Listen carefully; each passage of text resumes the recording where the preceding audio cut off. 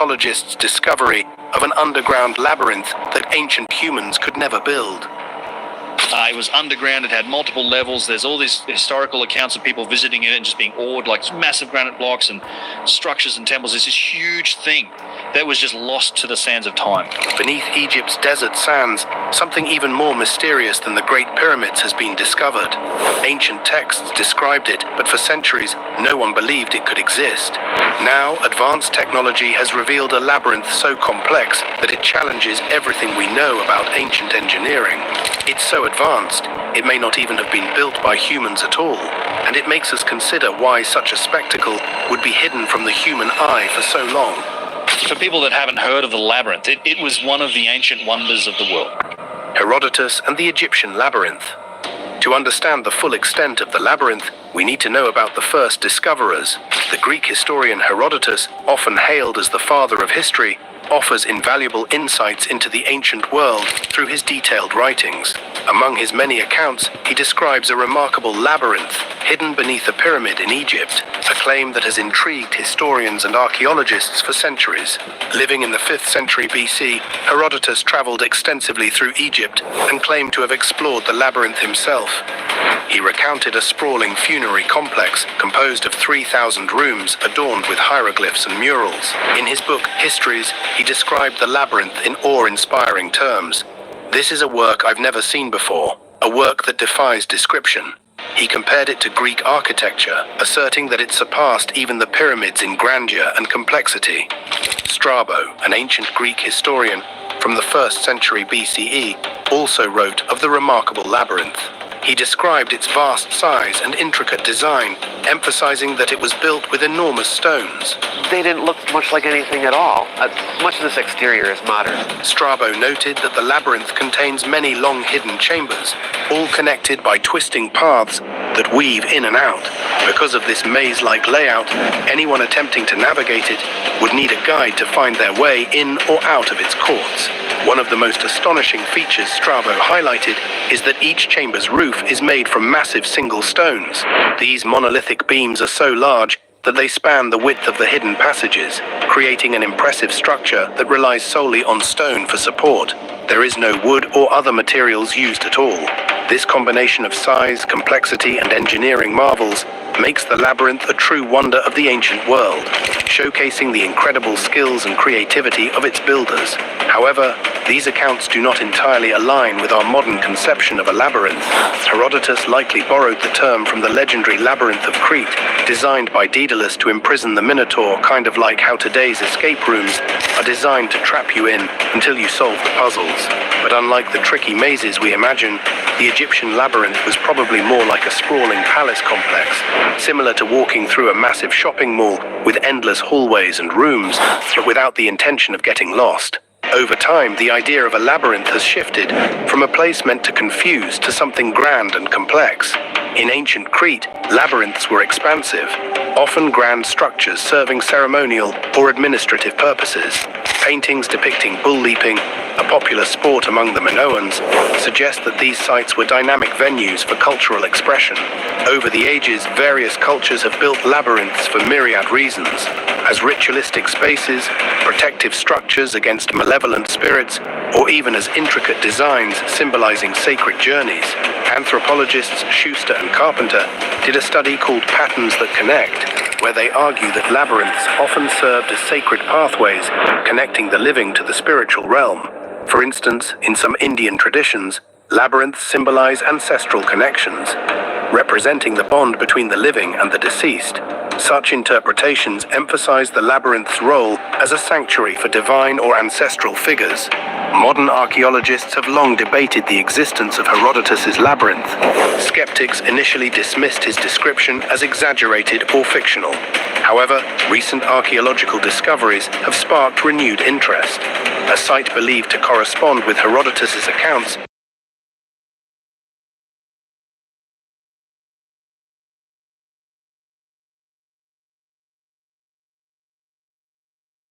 a complex of chambers that aligns with his detailed descriptions. And with them, he suspects, are vast riches, riches that may well change history. Gateway to ancient secrets, even though recent discoveries really illuminate the existence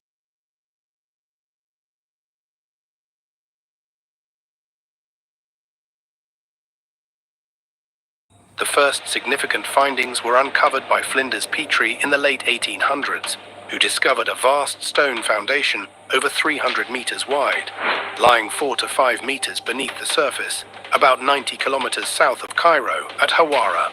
He speculated that these were the remnants of the labyrinth's foundations, now long destroyed. But to truly appreciate the significance of the labyrinth in both architecture and archaeology, we first need to examine the area surrounding it, starting with the Hawara Pyramid and the remarkable features within. Today we recognize this remarkable site as Hawara, named after the nearby village. This pyramid marks the entrance to the Fayum Oasis, a vast depression that is beautifully highlighted by the lush green area surrounding it. At the northern edge of this oasis lies Lake Moeris.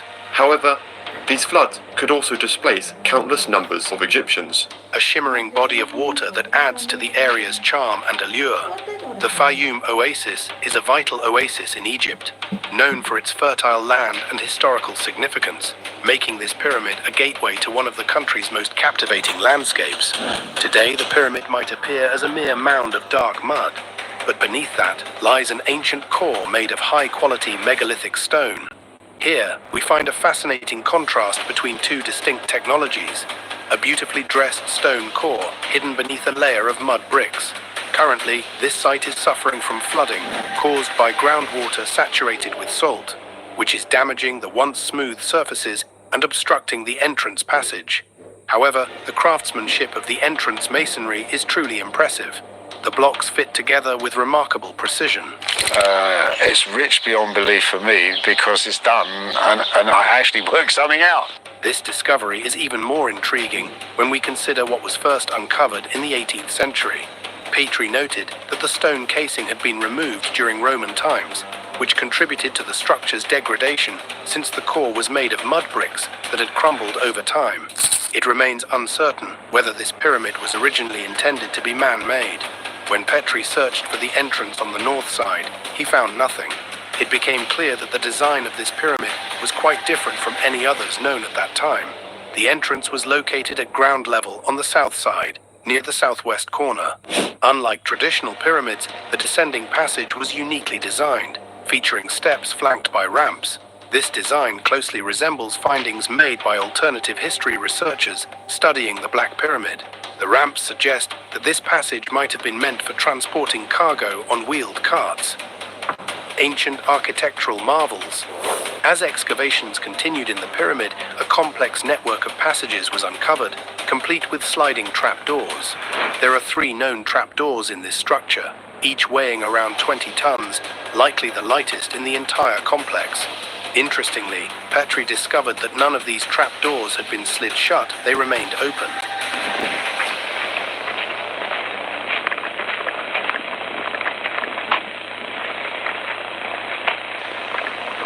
He noted that while searching for a pathway to a burial chamber, he found no door because the entrance had been sealed by a massive block that had been lowered into place. To gain access, workers had to chip away a hole in the hard sandstone roof, allowing them to reach the chamber. The chamber itself is a marvel, carved nearly entirely from a single block of hard quartzite sandstone, creating a vast tank for the sarcophagus. This intricate craftsmanship highlights the incredible engineering skills of ancient builders and sets the stage for the other mysteries that the labyrinth may hold. What transpired was a remarkable feat of engineering. Workers dug into the solid rock, formed from hardened sand, to create a central hollow or pit designed to hold the sarcophagus chamber. Into this newly excavated space, they carefully lowered a massive quartzite monolith weighing over 110 tons and shaped precisely to serve as the sarcophagus chamber. Once this enormous structure was in place, the sarcophagus itself, along with 2 accompanying chests, was placed inside it. They also cut trenches that would later form the passages leading to this grand chamber. On top of this impressive structure, horizontal slabs of stone were laid to create a kind of roof. Petrie, the noted archaeologist, believed these passages were not meant to mislead treasure hunters, but served a clever purpose in the design. To close off the chamber, the last massive quartzite slab was lowered into position. This was accomplished by using sand to support the stone as it descended, which allowed the huge piece to be gradually lowered into place via side tunnels. Above this layer, a third roof was constructed from slanting beams of limestone, each weighing around 55 tons. The exact reasoning behind this design choice remains uncertain. When the massive carved stone box was set into the hollow in the rock, the entire structure resembled a fortified stone vault. Petrie provided detailed observations about the megalithic quartzite tank inside the chamber. He described it as being 7 meters long, 2 meters wide, and 2 meters high, with walls nearly a meter thick. The craftsmanship was remarkable. The sides were smooth and uniform, with such sharply defined inner corners that he couldn't detect any joints upon close inspection. The surface was so polished that the hard, flinty sandstone reflected the flickering light of his candle beautifully. Interestingly, he noted that there were no inscriptions on the walls or the sarcophagi. If not for the funeral items found inside, even the name of the pharaoh would have remained lost. It's quite puzzling that a pharaoh would not leave behind a name in such a grand tomb after creating such a magnificent space. A great brick arch was constructed over the entire masonry of the chamber, with bricks from the pyramid piled on top, showcasing the incredible ingenuity of the builders. Now, the crucial part is that there's no way into the sarcophagus room. This burial chamber is covered by 3 massive slabs made of tough quartzite sandstone, each over 1.2 meters thick and extending well beyond the walls of the chamber on either side. The original entrance was sealed off when one of these colossal slabs, weighing around 45 tons, was lowered into position. This means that the only time the pharaoh's mummy could have been placed inside was during the pyramid's construction, which seems quite strange. No remains of bodies or coffins were found in the sarcophagi. In fact, all that Flinders Petrie discovered were a few charred bone fragments, along with pieces of charcoal and grains of burned diorite. It was clear that whatever once filled the sarcophagus had been made from wood adorned with polished stones. Intriguingly, it appears that whatever was inside this sarcophagus in ancient times was set ablaze for some unknown reason right there in the chamber, while the main sarcophagus sits proudly in the center of the room. Some people telling you, oh, that was only during the older times that No, they were working with granite. The second one clearly came later, added after the pyramid was built, when it was too difficult to transport larger stones. It would be fascinating to examine the craftsmanship of these 2 sarcophagi and see how they compare. But the secrets of the Hawara pyramid do not end here. There are hidden passageways leading to other incredible underground structures, a wonder lost to time.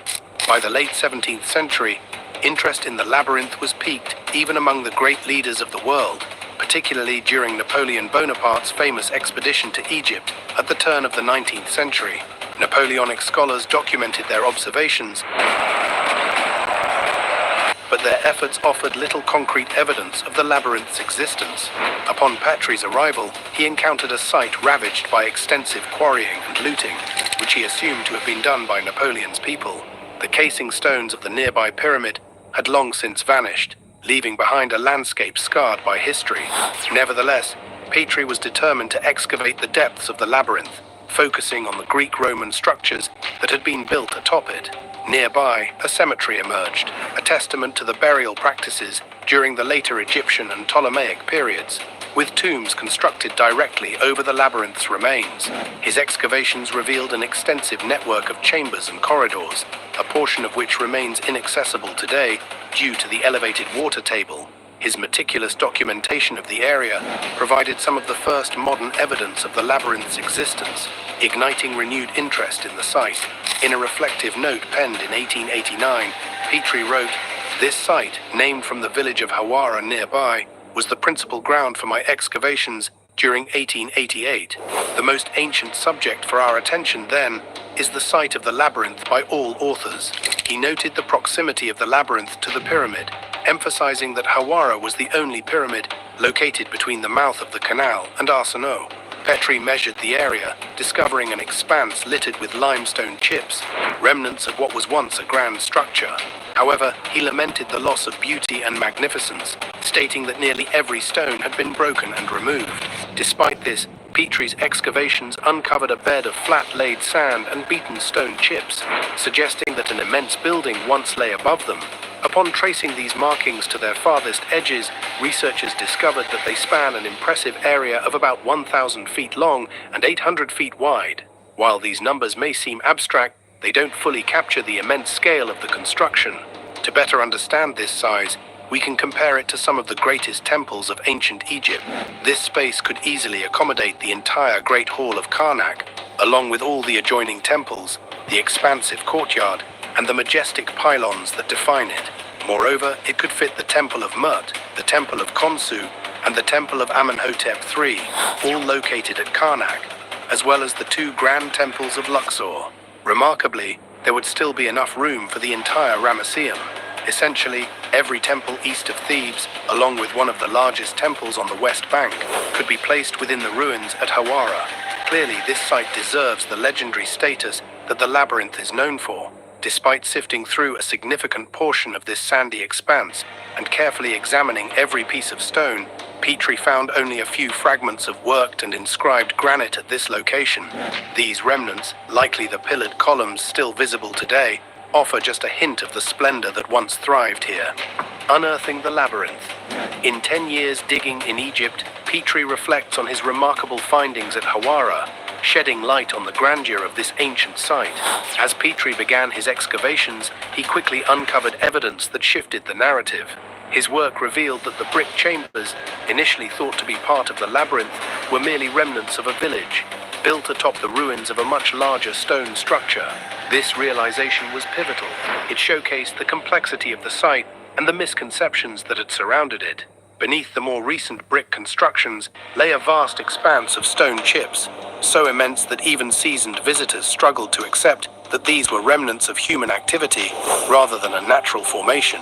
Petrie meticulously documented these layers, We've stuffed lots of limestone chippings mixed with a huge dollops of mortar. noting a remarkable 6-foot-thick stratum of chips that hinted at an extraordinary architectural endeavor. Beneath this chaotic array of fragments was a uniformly smooth bed of beaten plaster, serving as the foundation for the ancient buildings.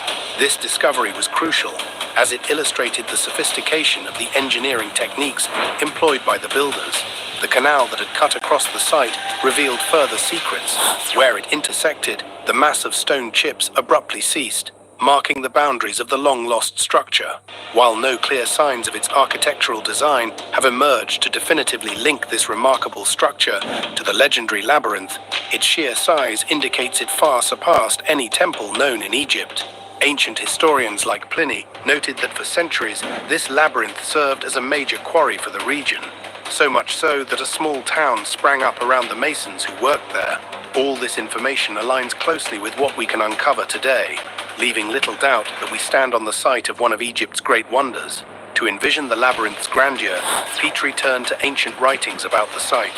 He painted a picture of a vast complex filled with enormous halls, open courts, and chambers adorned with impressive columns, showcasing both peristyle and hypostyle designs. Each court could rival the immense temples of Luxor and Karnak, which continue to attract millions of visitors each year. In the end, however, Petrie concluded that little remained of the structure itself. It had been so thoroughly quarried that only its remnants lingered, leaving us with just the echoes of those ancient accounts to imagine its former glory. Now it's time for today's subscriber pick. Dr. Ilara Foster wiped the dust from her forehead as the last piece of sand was brushed away. The team had been working for weeks, mapping the Hawara site, but nothing could have prepared them for what lay beneath.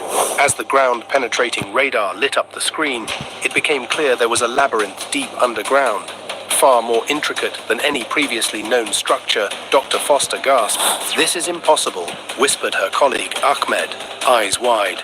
Egyptologists discovered a labyrinth underground ancient humans could never build. The chamber stretched for miles, with walls that seemed to shimmer under their torchlight. Geometrically perfect, the walls were made from a material unlike anything seen before, pulsating faintly with a strange energy. "This can't be," Ilara murmured, running her hand over the smooth surface. "It's as if the labyrinth was carved by something non-human." They ventured deeper, their path illuminated by the glow of the walls. Symbols, not of any known civilization, adorned every corner. At the center of the labyrinth, they found a massive door, pulsing like a heartbeat. "What could be behind this?" Ahmed asked, his voice trembling. Ilara stared at the door, her heart racing. This discovery defied everything they knew about human history. "If ancient humans didn't build this," she whispered, "then who did? And more importantly, If they opened that door, would they be ready for what they might find on the other side? Secrets beneath the sands. Now we go back to today's discoveries. Exciting new technologies have opened up incredible possibilities for researchers exploring the Hawara site, far beyond what Flinders Petrie could have imagined. Using ground-penetrating radar and other advanced tools, archaeologists can now look beneath the Earth's surface without disturbing the ancient ruins. One such expedition, the Matterhorn expedition in 2008, involved a team of geophysicists who employed radar technology to examine the area below what Petrie had identified as the labyrinth's foundation. What they uncovered was nothing short of astounding, a sprawling network of walls and chambers hidden deep underground. Their discoveries suggested that what Petrie thought was the base of the labyrinth might actually be its roof, indicating that the true structure could still lie buried below. The radar scans revealed a complex grid of rooms and passageways at depths between 8 to 12 meters, confirming the existence of a gigantic structure that matched the vivid descriptions recorded by ancient historians. However, despite the excitement surrounding these findings, they faced unexpected challenges. Egypt's Supreme Council of Antiquities, led by the prominent archaeologist Zahi Hawass, requested that the results remain confidential, citing national security concerns. The Matterhorn team encountered numerous delays and obstacles, but after 2 years of perseverance, they were finally able to publish their findings. Now this is the clincher, and whatever anybody says about what I'm telling you here, they say, oh, that's all rubbish, they never did this. These revelations supported ancient accounts of a labyrinth far larger than any known temple in Egypt, a massive structure that had been concealed beneath the sands for thousands of years. Some researchers speculated it could have served as a secret repository, a hidden space for storing valuable artifacts or knowledge. Others proposed that it might have functioned as a ceremonial or religious center, designed with twisting corridors and chambers to both amaze and bewilder those who dared to enter. One of the most fascinating things about the labyrinth is how old it seems to be.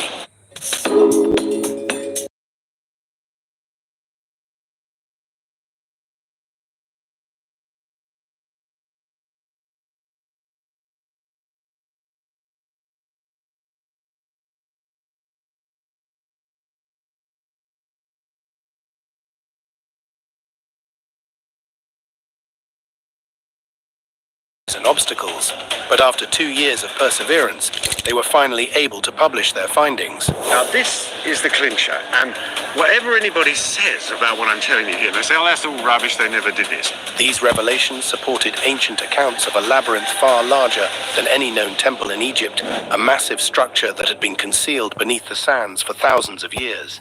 Some researchers speculated it could have served as a secret repository, a hidden space for storing valuable artifacts or knowledge.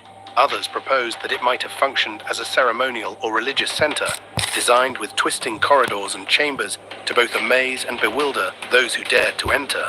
One of the most fascinating things about the labyrinth is how old it seems to be. Its structure is tilted by 20 to 25 degrees compared to the nearby Hawara pyramid, hinting that it might be much older than the pyramid itself. We are standing on a sort of design lab. This is where they controlled the architecture of the pyramid. If this is correct, it opens up exciting possibilities. The labyrinth could have been built long before the pharaohs, serving as a remnant of a civilization that came before. Even with modern technology at our fingertips, many mysteries about the labyrinth still linger. The underground chambers are far from fully explored, and we have no idea what treasures or ancient writings might be hidden inside. Could the labyrinth still hold artifacts from a time long ago?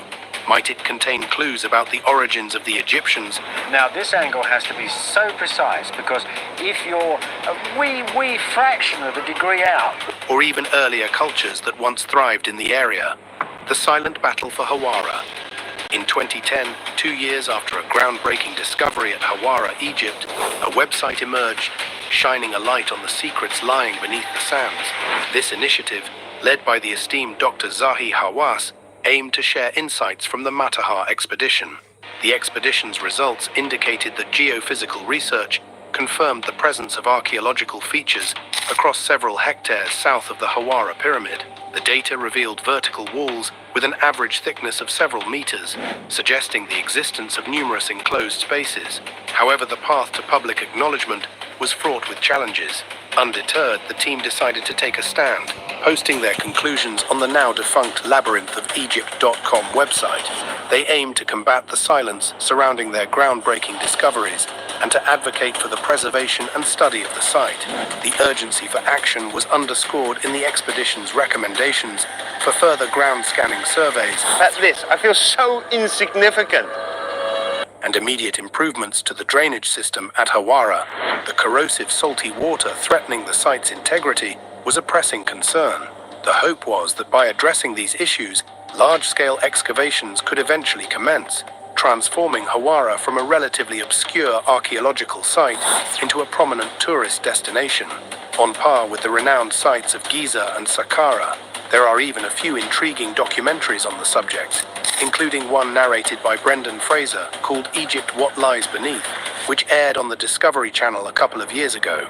This technology combines infrared scanning with high-definition photography, but it only works at shallow depths and is most effective in dry conditions, like those found in deserts. To fit the other, a bit like a jigsaw puzzle if you like. It's precise, intricate work, but there was also... In 2015, Carmen Bolter, an independent researcher and filmmaker known for her The Pyramid Code documentaries, made a striking claim during a podcast. Alongside Klaus Dohner, an author and researcher with access to advanced space-based archaeological technology, they mapped the area around Hawara. Their findings suggested that they had discovered significant parts of the legendary labyrinth, or at least many underground chambers and passageways. According to their results, these structures appeared in various layers at different depths, stretching over a wide area to the south of the pyramid. Dr. Bolter even mentioned that they detected the presence of gold beneath the ground at Hawara.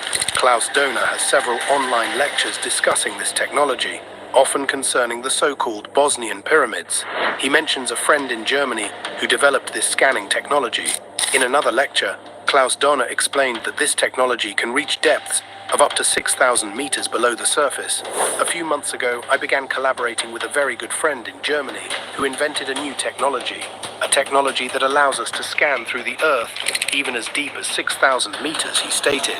This remarkable capability could open new doors in our understanding of ancient structures and their mysteries.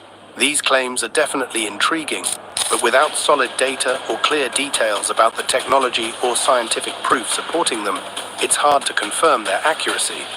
It's not that they're necessarily incorrect, but extraordinary claims require equally extraordinary evidence to support them. More information about the tests and the technology behind them would be very welcome, as it would help make sense of these assertions. So far, however, most of the available information comes from lectures and podcasts, many of which are from around 5 years ago. Could these astonishing underground structures at Hawara be the work of a lost advanced civilization, or do they challenge everything we know about the engineering capabilities of ancient humans?